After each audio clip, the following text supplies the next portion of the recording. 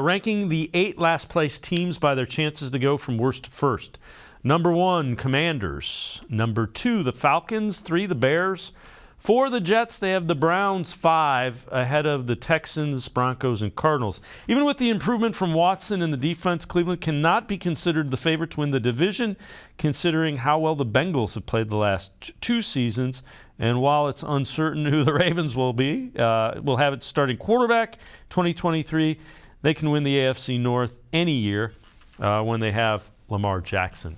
So I guess what they're saying is the division is tough, so the Browns are not ranked as high.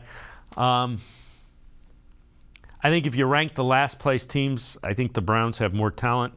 If the Jets get a quarterback, I'll say they're right there.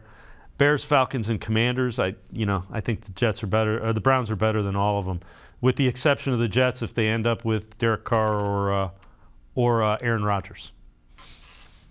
Totally agree, 100%. Bears have $100 million in cap space, and they don't know what they're doing with their quarterback. I don't know how they get ranked above the Browns here, but Jets, I would agree, have a talented roster, but no quarterback, but they're working on that, right? I don't know how that works out. Falcons had a better year than most people thought last year, but no quarterback. Commanders, kind of the same thing, right? With Watson, or if Watson once again can return to form, the Browns kind of leapfrog all those teams, in my opinion. And that's the key to it, right? So, and I get the whole Bengals thing. Like, the Bengals have been proven to be very good, but they got a lot of tough decisions to make this offseason, Dave. They have some money decisions.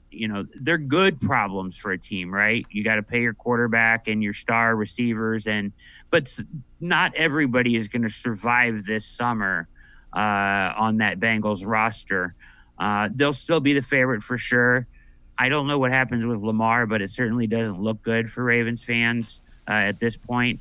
So, I mean, it's a tough division, and they beat up on each other to 3-3 for every team last year in the division, right? It's kind of wild that way, but Browns, it's all about Watson. It's all about Watson. If Watson is the guy, then they can be right there with the Bengals, no question. If he can return to form, then the Browns will be right there, battling them for the division. And we know they kind of have the Bengals number a little bit, so.